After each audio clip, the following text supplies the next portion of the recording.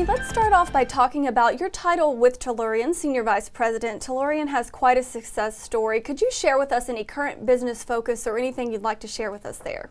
Sure, thank you, Jessica. So at the heart of it, we are trying to execute on a basic yet transformative business model fueled by extraordinary people. Right now, the U.S. is at record level in terms of natural gas production, and at the same time, rapid growth in the global economy for LNG demand.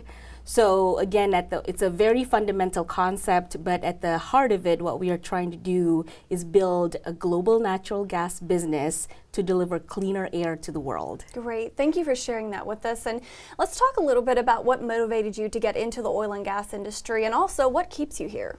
Sure. So to be honest, I never really thought about entering the industry. I knew I wanted to be an engineer since I was small. I loved math and sciences.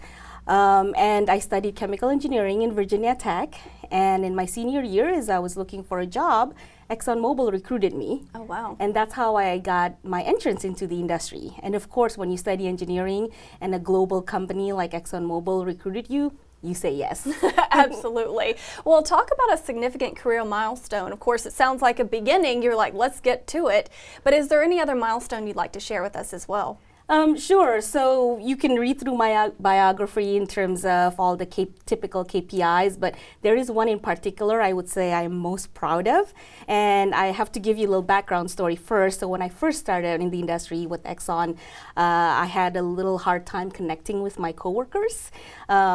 And then later, but I had to study ESPN summaries every Sunday afternoon so that I can connect with them. Oh, wow. So fast forward about a dozen years later, I was leading production operations in Arkansas, and we were going through a training for a downhole well tools. And this was in Wichita Falls, Texas, which is in the middle of nowhere. Mm-hmm. So around 8 o'clock, everything is shut down. We were in the hotel lobby, and we were just flipping through channels, chatting with half a dozen field guys. And as we were flipping through channels, I hit Project Runway. And the guy started sighing and moaning. And that's when I thought to myself, you know what? This is my moment. I stood up with the remote and I looked at them all and I said, listen here, I have had to read ESPN summaries for years. Today, I am the boss and I say, we watch Project Runway. There you go. Yes. What a moment. Did you watch it? You yes, did, right? Of course. Okay. No, yeah, my sisters and I, we follow it. And in fact, I think it was the season after Chloe just won. She's a Houstonian. Okay. So that was quite cool too, because I told them, I've been to her store. There you go. That's relevant information there. Thank you for sharing that story with us. Thank you. Talk a little bit about maybe a challenge or a risk that you faced, if you can, if you remember, with being a woman in the industry. What has that been like for you there?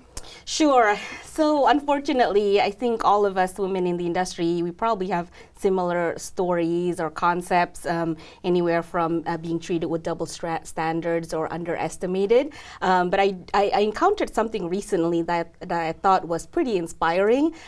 So we were in a discussion with a counterparty, and that counterparty, not for the first time, was a little bit underestimating our capabilities as an upstream team.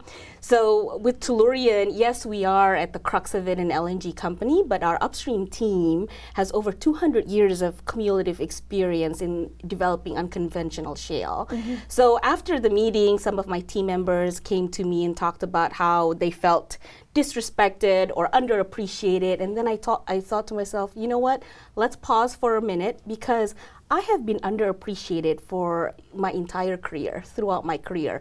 But you know what, when it comes to negotiation, you will have the upper hand, because you will come strong and powerful, because they don't know what's coming at them. That is very sound advice and good story to hear. With that, it kind of transitions into my next question. Do you have any advice for younger professionals or younger women trying to find their place in the industry? So it's not so much an advice, but more of a plea. I grew up in Indonesia, where I saw firsthand what poverty looks like. And not to diminish poverty in the US, but it's just on a very different scale in a developing country like Indonesia, right? Mm-hmm. So when I came to this country, when my father sent me to learn, to get an education, I felt like, wow, there's so much resources here. you know, and I mean, look at me, right? I'm a short brown girl who's talking to you today. Yeah. And so what I'm saying is if I can do this, then surely everyone can, you know. So my plea is this: please don't waste your talent and don't waste your resources, because in this country, you can be anything you want to be. Thank you for that. Incredible there. How important do you think mentors are for anyone, really, men or women in the industry? Share your thoughts there. Sure. So I think mentors are very important for everyone, especially early in your career, because they can help you build some tools, build knowledge in the industry. But more importantly, I feel as you progress through your career is you need to have sponsors. And sponsors are not one of those, unlike mentors, where you ask and you can say, hey, will you be my mentor? And then you grow that relationship. But with sponsors, it's something that you build through your network, that you prove yourselves to, because ultimately, when you need to in your career, you will need these sponsors to speak up for you, to be your sponsors as you progress through your career. Thank you for that. And then I'd like to also ask you how it makes you feel to be part of this group of women. You're very deserving of this 25 Influential Women in Energy. And also additionally, how important do you think programs like this are for the industry? So I think the program is very important for our industry. It's funny that you use the word deserving, because I'll be honest, you know, I'm familiar with the 2019 class. And when I looked at that list and when I first got my letter, the first word I thought was, I'm not sure if I'm deserving. So, you know, to say the least, I am very honored and feel very privileged. And events like this, to me, it's very important because it showcases the inclusivity and how transformative how our industry has been, and to help encourage and inspire more women and more minority to continue to progress in their careers. Great. Thank you very much for sharing your story with us, and congratulations again on this, Ami. Thank you, Jessica. You're very welcome. And for Heart Energy, I'm Jessica Morales.